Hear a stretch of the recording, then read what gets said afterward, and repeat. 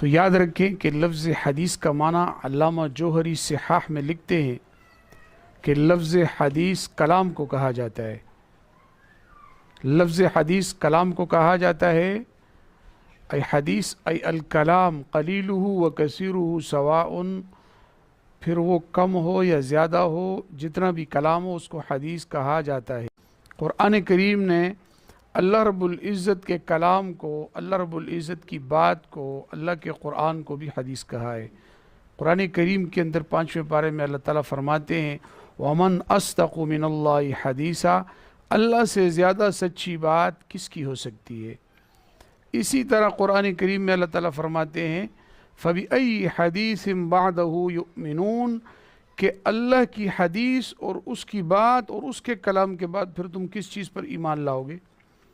اسی طرح قرآن کریم کی ایک تیسری آیت جس میں اللہ تعالیٰ فرماتے ہیں اللہ نزل احسن الحدیث، کہ اللہ رب العزت نے جو نازل فرمائی ہے احسن الحدیث کتابہ، وہ کتاب ہے اور وہ احسن حدیث ہے. یہ 3 آیتیں میں نے آپ حضرات کے سامنے قرآن کریم کی پیش کی کہ جس میں اللہ رب العزت نے اپنے کلام، اپنی کتاب کو بھی حدیث کہا ہے. تو حدیث کا ایک معنی کلام ہے اور پھر کلام اللہ پر بھی حدیث کا اطلاق کیا گیا ہے. اسی طرح حدیث کا معنی انبیاء کے واقعات بھی ہیں. آپ کہہ سکتے ہیں کہ حدیث کا معنی واقعہ، چاہے وہ انبیاء کا ہو یا کسی کا بھی ہو. قرآن کریم نے بھی حدیث کو واقعات کے معنی میں بھی استعمال کیا ہے. قرآن کریم میں اللہ تعالیٰ فرماتے ہیں هل اتاک حدیث ضیف ابراہیم المکرمین، اور اسی طرح فرمایا هل اتاک حدیث موسیٰ، کیا تمہارے سامنے حضرت ابراہیم علیہ السلام کے مہمانوں کا قصہ آیا ہے. هل اتاک حدیث موسیٰ، کیا تمہارے سامنے حضرت موسیٰ علیہ السلام کا واقعہ آیا ہے. تو لفظ حدیث وہ واقعے کو بھی کہا جاتا ہے.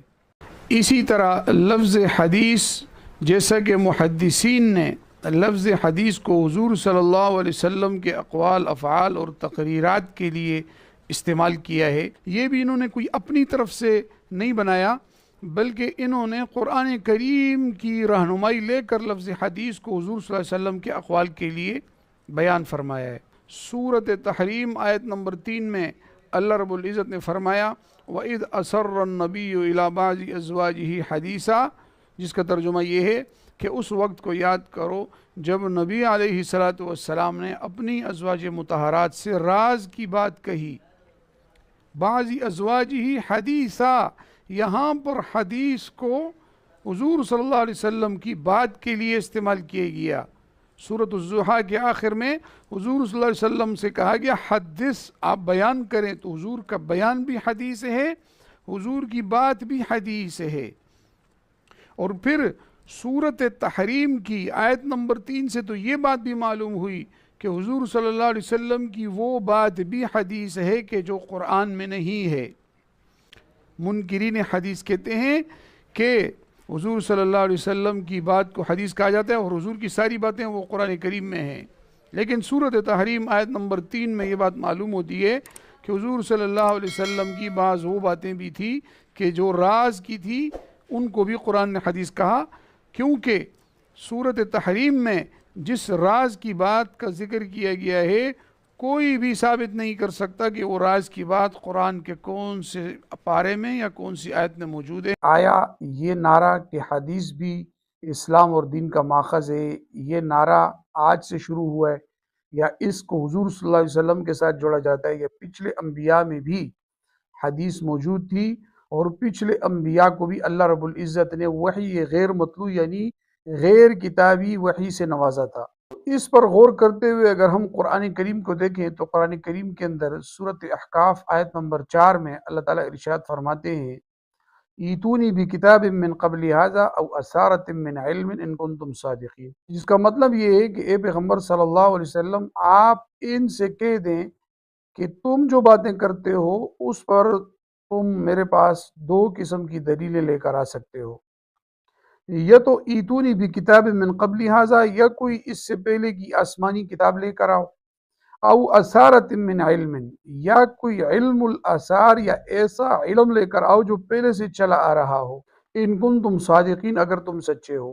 یہاں پر خود قرآن کریم نے دو چیزوں کو علم صحیح کا ماخذ قرار دیا ہے۔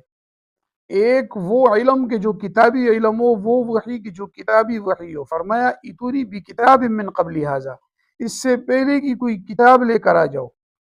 اور علم کا دوسرا ماخذ خود قرآن کریم نے علم الاثار کو قرار دیا ہے، اور علم الاثار یقیناً وہ علم ہے جو غیر کتابی علم ہے۔ تو غیر کتابی علم کو ہی ہم حدیث کہتے ہیں۔ تو خود قرآن کریم نے کتاب کے علاوہ ایک اور علم کو بھی سچے ہونے کی دلیل قرار دیا ہے، اور ایک اور علم کو بھی حجت اور دلیل مانا ہے، اور کہا ہے ان کنتم صادقین، اگر تم کتاب کا کوئی صحیح علم لے آئے یا غیر کتابی علم الاثار وغیرہ تم لے آئے، تو تم دونوں صورتوں میں تم سچے ہوگے۔ معلوم ہوا کہ سچا ہونے کے لیے علم کے دو ماخذ ہیں، یا تو کتابی علم یا علم الاثار یعنی غیر کتابی علم۔ اور پھر یہاں آپ حضرات کو میں چند ایسے حوالے بھی دینا ضروری سمجھوں گا کہ جس سے آپ حضرات کو یہ بھی پتہ چل جائے گا کہ علم الاثار علماء کے نزدیک کسے کہا جاتا ہے۔